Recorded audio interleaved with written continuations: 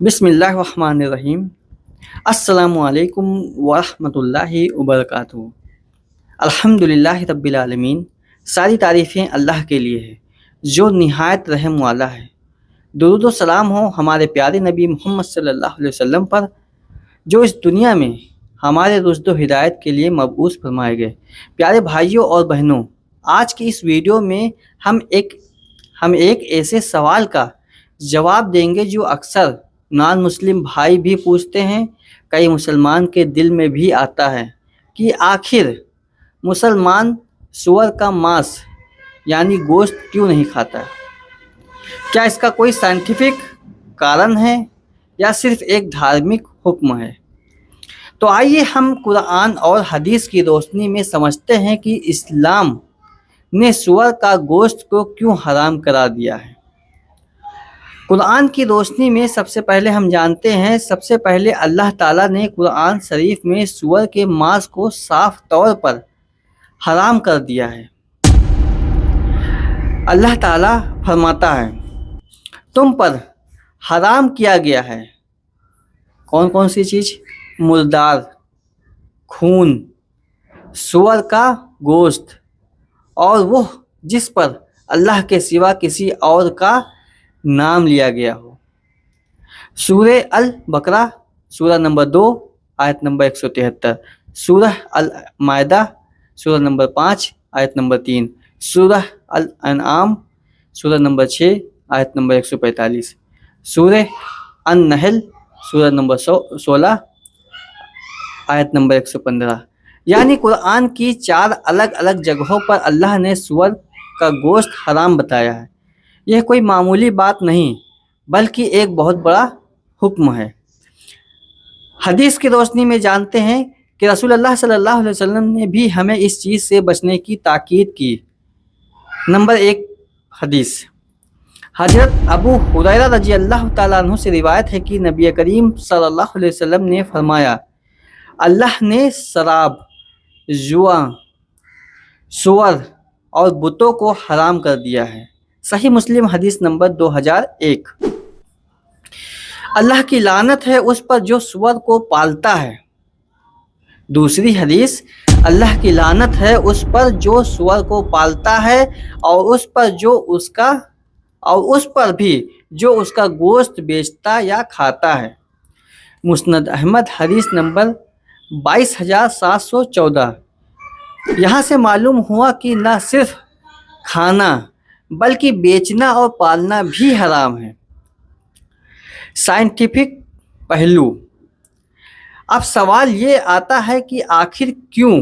कुरान और हदीस तो हमारे लिए काफ़ी है, लेकिन अल्लाह के हर हुक्म के पीछे हिकमत होती है।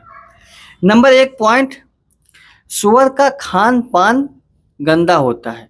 वो गंदगी, कीड़े मकोड़े और गंदा खाना खाता है। Number 2 point, health issues. क्या क्या दिक्कतें आती हैं वो 4 पॉइंट में हम आपको बताएंगे। दूसरा point, health issues. Medical science के अनुसार सूअर में ऐसे कीड़े और वायरस होते हैं जो इंसान में खतरनाक बीमारियां फैला सकते हैं, जैसे ट्राइकोनोसिस, टेपवर्म और swine flu. Number 3 point, naturally गंदा जानवर। सूअर अपनी ही गंदगी में लौटता है और इंसान फितरत के खिलाफ है कि इंसान ऐसा गोश्त खाए। नंबर 4 पॉइंट, रूहानी नुकसान।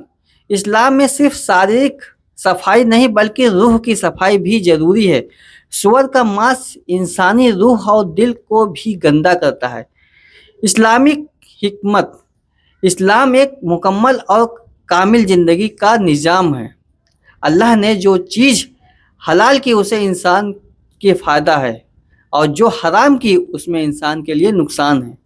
सूअर का मांस हराम करना इंसान को बीमारियों से बचाने के लिए है, इंसान की फितरत को पाक और साफ रखने के लिए है, और सबसे बढ़कर यह एक इबादत है कि हम अल्लाह के हुक्म के आगे सर झुका दें। याद रखिए, मुसलमान का असल मकसद यह नहीं होता कि वो सिर्फ साइंटिफिक कारण देखकर माने, बल्कि अल्लाह और उसके रसूल सल्लल्लाहु अलैहि वसल्लम का हुक्म मानना ही ایمان کی نشانی ہے۔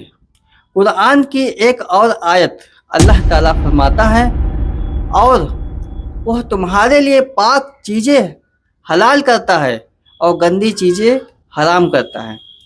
سورہ الاعراف سورہ نمبر 7 آیت نمبر 157۔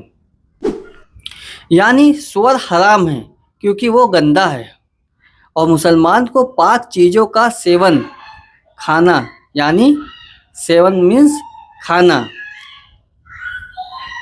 سور حرام ہے کیونکہ یہ گندا ہے اور مسلمان کو پاک چیزوں کا سیون کرنا چاہیے۔ پیارے بھائیوں اور بہنوں، اب آپ سمجھ گئے ہوں گے کہ مسلمان سور کا ماंس کیوں نہیں کھاتے۔ یہ صرف ایک میڈیکل یا سائنس کا معاملہ نہیں ہے، بلکہ یہ اللہ کا سیدھا حکم ہے۔ ہمارے لیے سب سے بڑی بات یہ ہے کہ جو چیز اللہ اور اس کے رسول صلی اللہ علیہ وسلم نے حرام کر دی اس سے دور رہیں، کیونکہ یہی ہماری ایمانداری اور بندگی کی پہچان ہے۔ تو آئیے ہم سب اللہ سے دعا کریں، اے اللہ ہمیں حرام چیزوں سے بچا اور حلال رزق میں برکت عطا فرما۔ اگر یہ ویڈیو آپ کو پسند آئے تو لائک کریں، شیئر کریں اور اسلامی علم کی باتیں جاننے کے لیے چینل کو سبسکرائب کرنا نہ بھولیں۔ السلام علیکم ورحمۃ اللہ وبرکاتہ۔